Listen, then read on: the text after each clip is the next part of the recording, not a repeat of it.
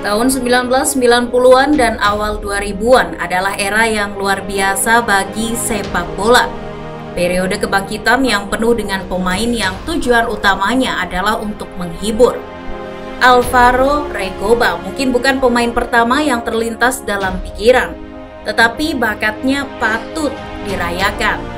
Karirnya mungkin jauh dari ekspektasi, tetapi itu tetap merupakan karir fantastis yang penuh dengan momen-momen yang tak terlupakan. Dengan kaki kiri akan terlalu jelas, terlalu klise untuk mengatakan Recoba memiliki tongkat dengan kaki kiri. Dia diberkati dengan sesuatu yang jauh lebih kuat.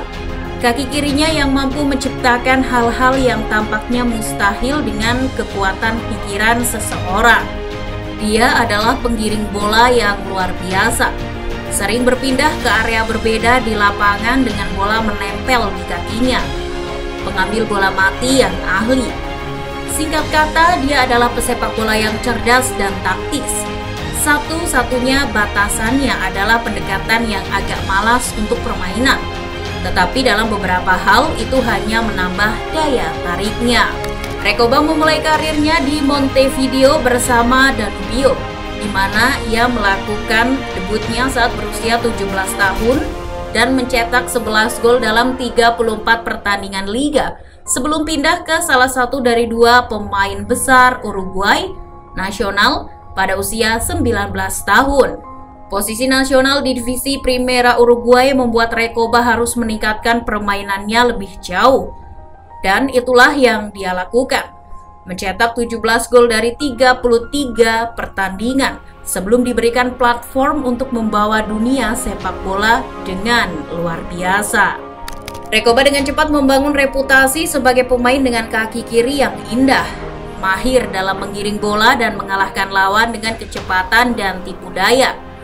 Dalam 2 tahun di tim utama Danubio, Recoba mencetak 11 gol liga dalam 34 penampilan sebelum pindah ke nasional, klub tersukses Uruguay.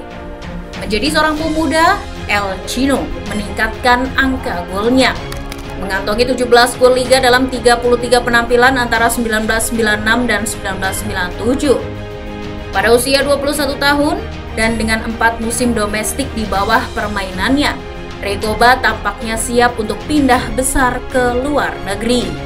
Kisah kaki kirinya dengan cepat menyebar ke luar pantai Amerika Selatan. Dan pada tahun 1997 ia menandatangani kontrak dengan Internazionale di musim panas yang sama dengan Ronaldo. Seperti halnya penandatanganan dari Amerika Selatan, ada beberapa ketidakjelasan seputar apa yang ditawarkan Recoba. Lagi pula, lompatan dari nasional ke Inter Milan adalah sesuatu yang besar dan kemungkinan besar dia membutuhkan waktu untuk menyesuaikan diri. Tetapi ketidakjelasan itu menghilang lebih cepat dari yang diperkirakan siapapun saat El Chino mengumumkan dirinya ke pertandingan Eropa. Dengan gaya yang menakjubkan pada debutnya di Nerazzurri melawan Brescia, Ronaldo gagal membuat dampak instan pada debutnya sendiri.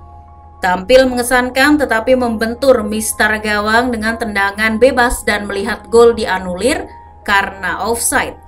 Dan menuju ke tahap penutupan Inter tertinggal.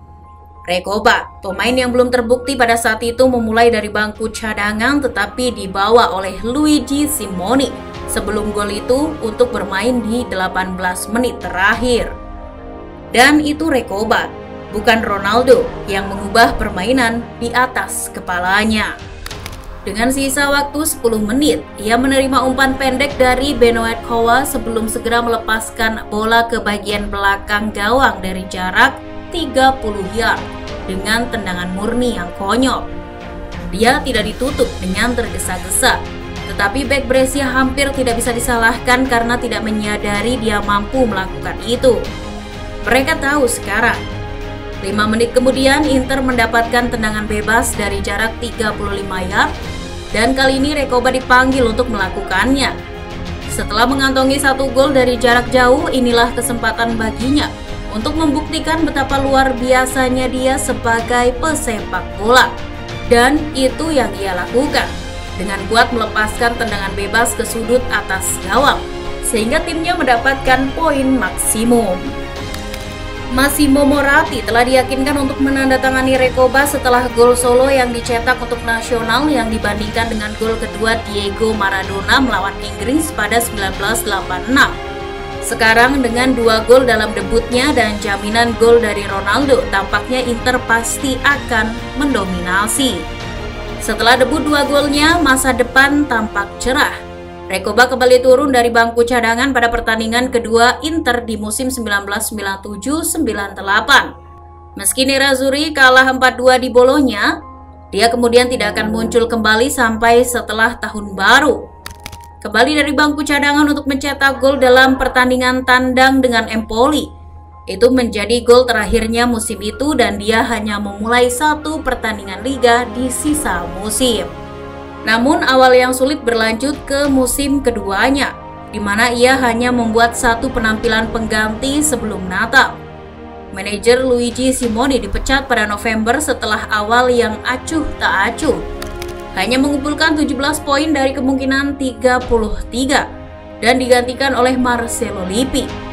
Lippi yang telah memenangkan gelar Liga dan Liga Champions saat mengelola Juventus diharapkan melakukan hal yang sama dengan skuad bertalenta tinggi yang diwarisi dari pendahulunya.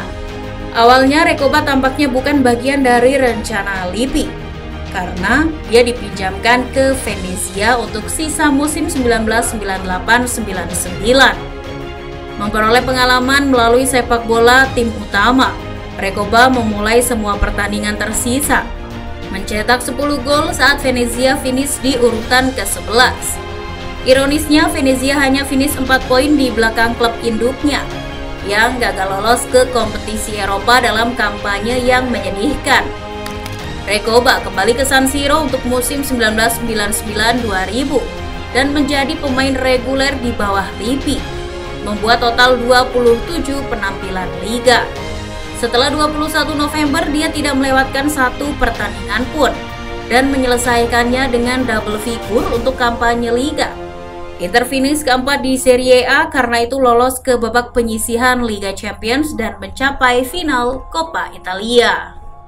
Mereka tersingkir dari kualifikasi Liga Champions 2000-2001 di tangan Helsingborg, menyangkal kesempatan Recoba yang saat itu berusia 24 tahun untuk makan malam di papan atas Eropa.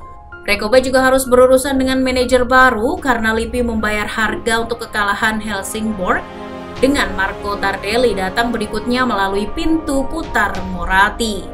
Setelah bencana Helsingborg, Inter turun ke Piala UEFA, mencapai babak 16 besar dengan Recoba mencetak 3 gol dalam 8 pertandingan di kompetisi tersebut. Meski begitu, meski ada kesulitan Inter dan ketidakkonsistenan Recoba sendiri, pada Januari 2001 ia dianugerahi kontrak baru berdurasi 5 tahun yang dikatakan telah menjadikannya pemain dengan bayaran tertinggi di dunia. Kontrak tersebut jelas dimaksudkan untuk menjadi simbol kepercayaan Moratti pada kemampuan Recoba yang akan memacu dia untuk meningkatkan level kinerjanya. Tetapi pada bulan Juni 2001, El Chino dilarang selama setahun oleh Federasi Sepak Bola Italia karena membawa paspor palsu untuk berkeliling, batasan Serie A untuk pemain asing. Larangan itu kemudian dikurangi menjadi 4 bulan setelah banding, dengan Recoba kembali pada bulan Desember untuk mencetak 6 gol dalam 18 penampilan saat Inter finish di urutan ketiga. Tetapi itu adalah tantangan lain bagi seorang pemain yang berjuang untuk membenarkan sensasi tersebut. Namun pada tahun 2002-2003, Recoba menikmati musim terbaik dalam karirnya di Inter. Hernan Crespo dibeli untuk menggantikan Ronaldo dan rekannya Christian Vieri. Dan ketiga pemain itu berperan penting dalam perjalanan ke semifinal Liga Champions. Dia melewatkan sebagian besar musim berikutnya karena cedera, hanya membuat 18 penampilan di Serie A. Tetapi dia masih menyumbangkan 8 gol termasuk pemenang dalam salah satu perubahan haluan paling luar biasa dalam ingatan terakhir.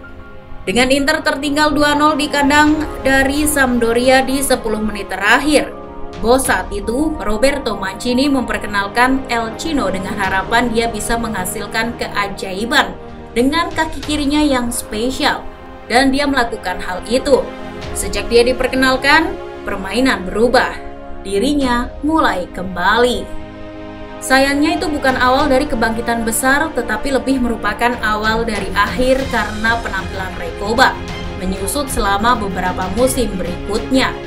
Hingga dia bergabung dengan Torino dengan status pinjaman untuk musim 2007-2008 yang terbukti menjadi yang terakhir di Italia. Dia pindah ke klub Yunani Panionios pada 2008 selama 2 tahun sebelum kembali ke tempat semuanya dimulai. Danubio pada 2010 dan kemudian kembali ke Nasional di mana dia menghabiskan 4 tahun sebelum mengakhiri karirnya. Bagaimana menurut kamu, football lover? Silahkan tulis komentar kamu di kolom komentar. Jangan lupa untuk like dan share videonya. Thank you.